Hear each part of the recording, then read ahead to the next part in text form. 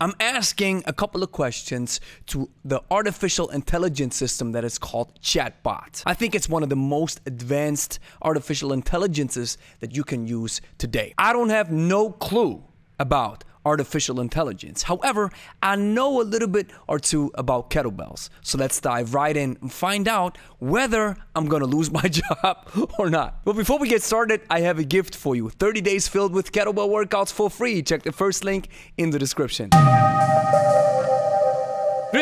Gregory von Lebe here. I've typed in the first question. It's called how to get started with kettlebells, and here's what the system is telling me. Kettlebells are a great way to build strength and improve your cardiovascular endurance. Here are a few tips to get started. Number one, choose the right weight. It's important to start with a weight that is appropriate for your fitness level. Amen. As a general rule, you should be able to perform 8 to 12 reps with good form before your muscles start to fatigue. If we only talk about muscles, we are missing the picture to a certain extent, because when it comes to kettlebells, it's not just a bodybuilding type of tool like a dumbbell, barbell, or machines. It's also a conditioning tool. So learning the skill is also very important. Number two, learn proper form. Poor form can lead to injury, so it's important to take the time to learn the proper technique for each kettlebell exercise. What I don't agree with is the word form, because form is individual. What I would like to see is that the AI is telling me learn the proper skill, because if I have different form than you have, it might be that your body is built differently than mine. Yet we both might apply the proper technique or skill. Number three, warm up. As with any exercise, it's important to warm up before you start using kettlebells. Some good exercises to start with include swings, squats, and lunges.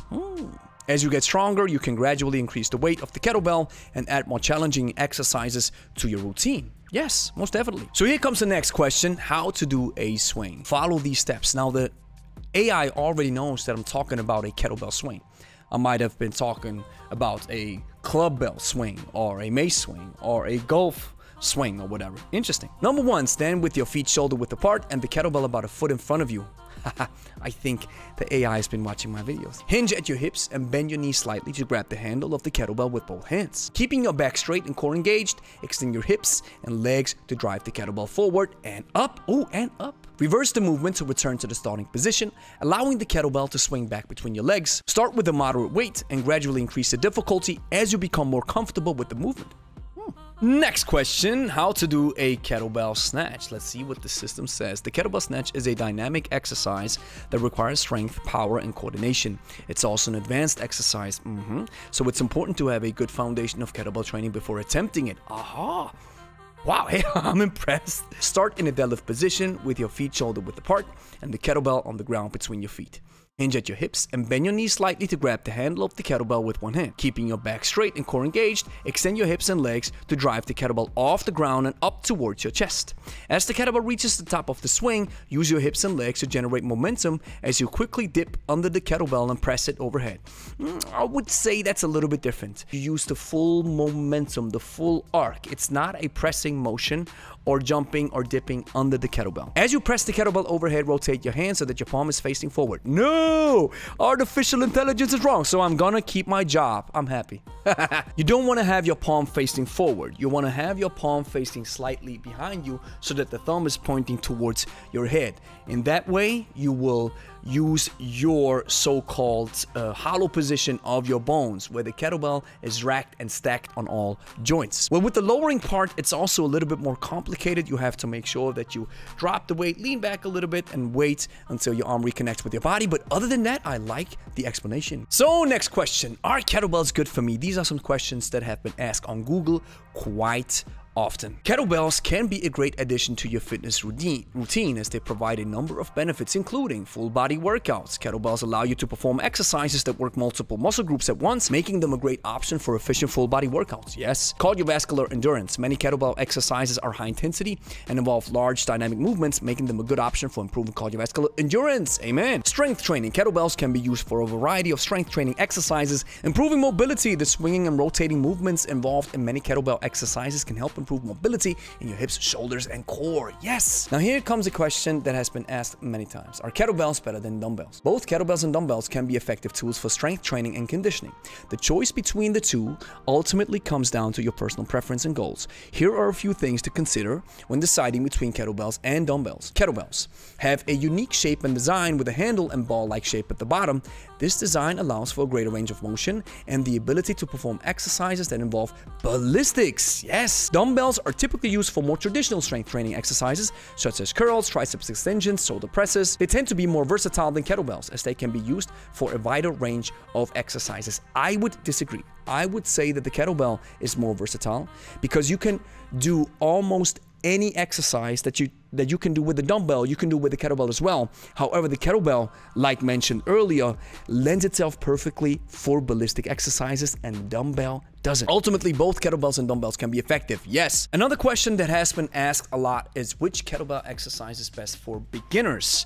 There are many kettlebell exercises that are suitable for beginners. Here are a few good options to consider. The swing, great full body exercise that can help build strength and improve cardiovascular endurance. Goblet squats are a good way to learn proper technique for squatting with kettlebells. Kettlebell deadlifts, good exercise for strengthening the legs and back to do a kettlebell deadlift, blah, blah, blah, blah. Kettlebell rows, yes, good exercise for strengthening the upper back and improving posture. I would say the swing and the squat are not the perfect exercises for beginners.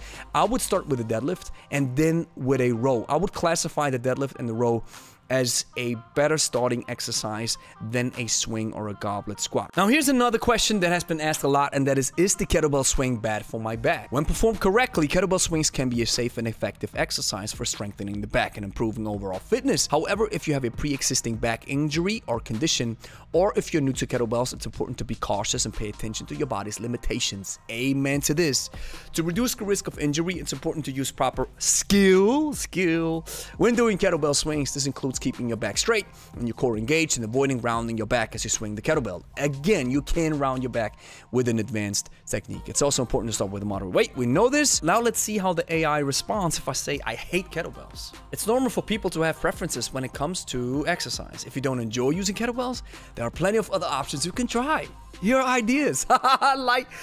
It's a great approach. That's how a good coach should approach the statement. If somebody says, listen, I hate this, well, why not try resistance bands? Portable, affordable option for strength training. Why not try bodyweight exercises? Push-ups, squats, lunges, convenient way to get a full body workout without equipment. Free weights, dumbbells, barbells are classic choice for strength training. Cardio machines, why not use treadmills, stationary bikes, ellipticals, yoga, low impact form of exercise that can improve flexibility, strength, and balance. Remember, oh, listen, this is the most important thing about this video. The most important thing is to find activities that you enjoy and that you will be motivated to stick with. If kettlebells aren't your thing, don't be afraid to try out something else. There are many different ways to get fit and stay healthy. Amen to this. This is an empathetic approach that a coach should have, because it's not about the tool. Even though we love kettlebells and we teach kettlebells, it's not about the kettlebell per se. We also have other options as well. It's about teaching you and showing you the passion of movement. And finally, let's see what the AI says if we say, hey, I love kettlebells. I'm glad to hear that you enjoy using kettlebells! Exclamation mark. Kettlebells are a great tool! And they offer a number of benefits, including full body workouts. Yeah, we know it. I like this. I'm glad to hear that you enjoy using kettlebells, my man. If you're looking to add more variety, there are many different exercises you can try. Some good options include clean, snatches, Turkish get-ups, and farmer's carries. Wow! Remember to start with a moderate weight. I like these suggestions. Clean, most powerful. Snatch, most powerful. Turkish get-up, powerful. Farmer's walk, powerful. Man, I think the Open AI might be better than some YouTube coaches out there.